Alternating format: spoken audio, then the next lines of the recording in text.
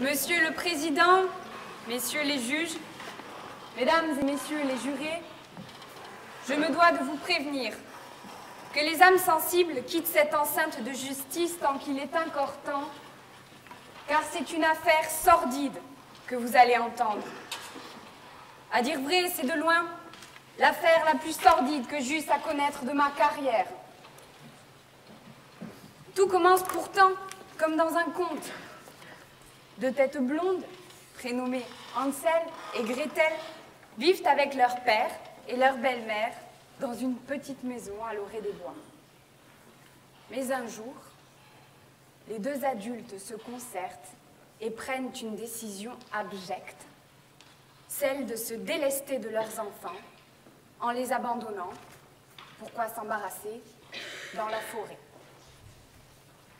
Voilà une solution bien efficace, me direz-vous. Néanmoins, peut-être parce qu'avec de tels parents, on comprend très vite que l'insouciance de l'enfance est un luxe dont il faudra se passer, Hansel, sur le chemin de l'allée vers les bois, tout à fait lucide sur le destin de ses parents, avait égrené de petites pierres qui leur permettraient par la suite de retrouver le chemin vers le sinistre foyer.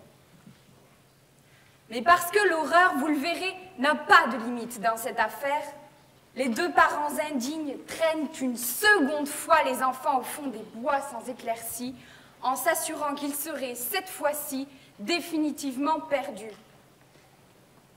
Ce sont donc deux enfants au cœur noirci de n'avoir jamais été traités que comme de la vermine qui marche désormais sans larmes et déterminés à travers les bois obscurs en quête d'un nouveau moyen de subsistance. Rapidement, ils localisent la maison de Madame Bastogne, défunte épouse de mon client. Il faut dire que la tâche est plutôt simple, étant entièrement faite de sucre et de pain d'épices. Cette merveille architecturale exhale un parfum gourmand qu'il suffit de suivre pour la trouver. Arrivés devant la maison, Hansel et Gretel, sans honte, arrachent par poignées les morceaux de pain d'épices, démontent les menuiseries en sucre qu'ils dévorent.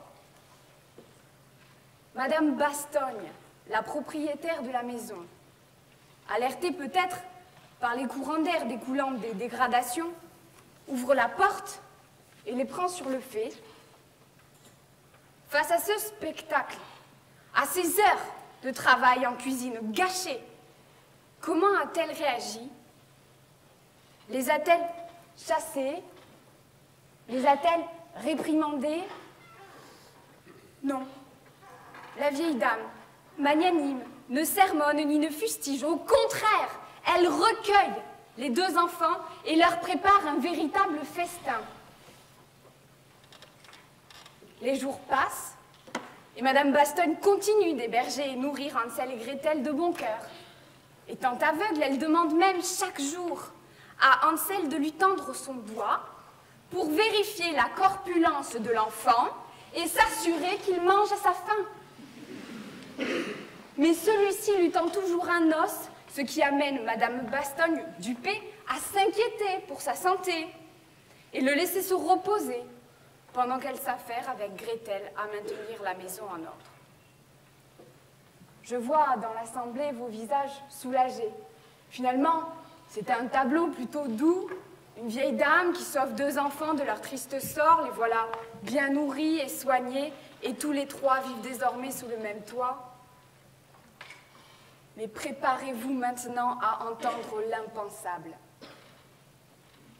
Un jour que Madame Bastogne demandait à Gretel de vérifier la température du four de la cuisine, la diabolique enfant lui suggère qu'elle est trop petite pour le faire elle-même, que Dame Bastogne devrait s'approcher.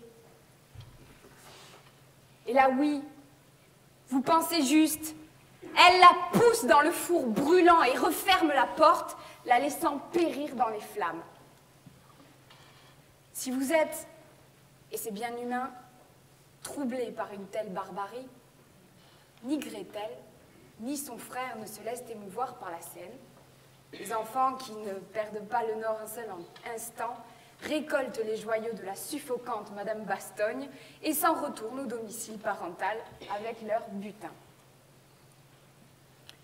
Mon client, Monsieur Bastogne, lorsqu'il rentre chez lui, impatient de retrouver son épouse après s'être absenté plusieurs jours, a un mauvais pressentiment avant de passer le pas de la porte. La maison est abîmée, l'atmosphère n'est plus la même. Il ne sait pas bien dire pourquoi, mais ça sent le roussi. Bien sûr, il se précipite pour éteindre le four calciné, mais il ne comprend pas tout de suite que ce qui brûle à l'intérieur n'est autre que le cadavre de sa sorcière bien-aimée. Monsieur Bastogne est aujourd'hui veuf et inconsolable. Alors, face à ces faits accablants, la partie civile demande donc, plaise à la Cour, de condamner le père d'Hansel et Gretel sur le fondement de sa responsabilité civile du fait de ses enfants, posée par l'article 1384 alinéa 4 du Code civil, à verser à mon client. Premièrement, un montant de 500 € en réparation du préjudice résultant de la dégradation de son bien, à savoir sa maison, le calcul de cette somme ayant été réalisé à partir d'un devis de réparation pâtissière établi par Christophe Michalak lui-même et soumis à la libre discussion contradictoire des parties. En réparation de la perte d'un être cher par M. Bastogne, la somme de 30 000 €. Pour le préjudice matériel découlant du vol des joyaux, la somme de 3 680 €, calculée là encore sur rapport d'expertise porté à la connaissance de mon confrère, et dont la valeur est laissée à votre libre appréciation, messieurs les juges.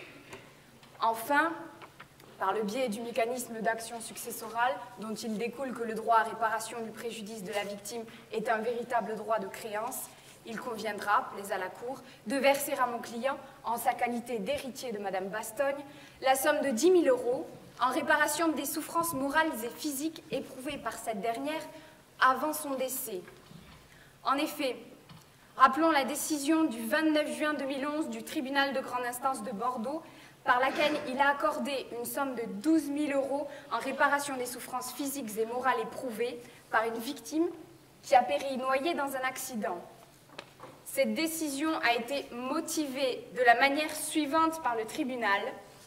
La victime a dû se débattre pour éviter de couler et de se noyer, ce qui a généré une souffrance physique qui s'est perpétuée lors de l'envahissement de l'eau dans ses poumons. De la même manière, chacun comprendra, même si c'est insupportable à imaginer, que la mort de Madame Bastogne n'a pas été immédiate et que les souffrances physiques insupportables qu'elle a dû endurer, ainsi que la souffrance morale liée à sa conscience d'une mort imminente, sont à prendre en compte dans la détermination du préjudice. La partie civile s'en remet donc maintenant avec confiance au ministère public pour démontrer que sont caractérisées en tous leurs éléments les infractions qui sont à l'origine des dommages susvisés.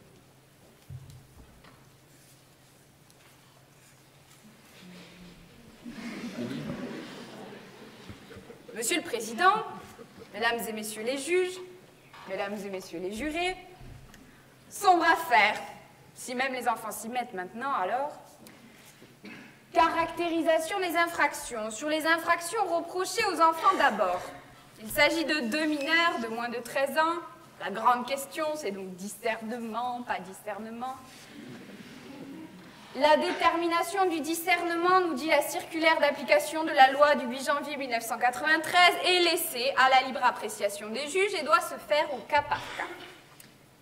En l'espèce donc, la question n'est autre que: est-ce que Gretel savait que pousser une vieille dame handicapée dans un four en marche et l'y laisser rôtir, ce n'était pas bien? La négative me semble difficile à défendre. Vous noterez aussi qu'après leur réédition du Petit Poucet, tout à coup, une fois les joyaux en poche, les enfants ont la mémoire rafraîchie et se souviennent parfaitement du chemin pour rentrer chez eux. On est donc en présence de 2 enfants qui savent très bien ce qu'ils font, Pour ce qui est du ministère public, donc, il est par suite considéré que Gretel et son frère disposent du discernement.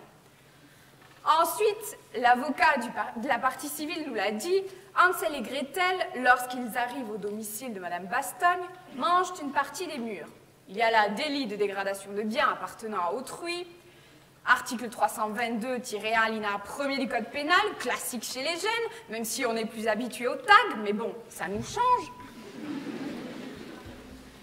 L'intention simple suffit à caractériser cette infraction, sans qu'il y ait eu nécessairement, vous le savez, intention de nuire. Ici, Hansel et Gretel savent bien que le bien ne leur appartenait pas et qu'ils n'avaient aucun droit d'en disposer. L'infraction est donc caractérisée. Alors, j'entends d'ici les commentaires de ceux qui se paient encore le luxe d'être utopistes, mais ils étaient morts de faim. Il ne faut certainement pas ici retenir l'état de nécessité. Il leur suffisait, pour éviter la commission de l'infraction, de se décaler d'1 mètre et de toquer à la porte de Madame Bastogne pour demander de l'aide. Par la suite, puisqu'aucune des parties ne remet en cause que Gretel ait poussé Madame Bastogne dans le four et l'ait laissée brûler vive, il n'y a donc ensuite pas lieu à débat sur la réalisation de l'élément matériel de l'infraction posée par l'article 222-1 du Code pénal, à savoir l'homicide volontaire à l'encontre de feu Madame Bastogne, sans mauvais jeu de mots. Élément intentionnel maintenant, l'intention de donner la mort, quand on pousse quelqu'un dans un four allumé et qu'on lui laisse brûler, encore une fois, est plutôt évidente. De même, à ceux qui s'exclameront « légitime défense », je répondrai que brûler vive une vieille dame aveugle pour s'échapper, ça ne semble pas franchement proportionné.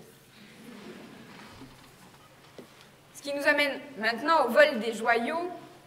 Il conviendra ici, plaise à la cour, de retenir la qualification de vol aggravé avec acte de barbarie sur le fondement de l'article 311-10 du Code pénal.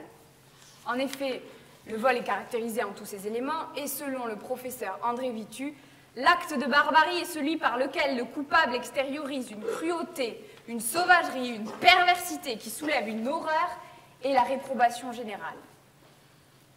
Eh bien, celui à qui cette qualification semble exagérée ne sait pas bien imaginer la scène. On dit « Gretel pousse Madame Bastogne dans le four ». Alors comme ça paraît facile. Mais imaginez, il faut y aller pour faire rentrer tout entière une vieille dame dans un four. Et pendant ce temps-là, pensez qu'elle commençait à fondre. Eh oui, au contact des parois brûlantes. Et puis, elle a dû lutter, se débattre, essayer d'échapper aux flammes, car c'était une femme combative, une forte tête, une dure à cuire.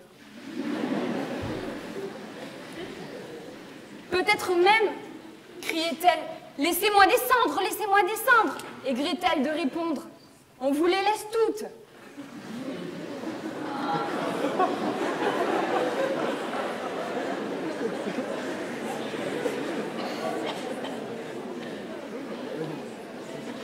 Ainsi, c'est bien cette qualification de vol aggravé suivie d'actes de torture qu'il faudra retenir si l'on veut éviter que cette pratique d'incinération de personnes du troisième âge ne se généralise.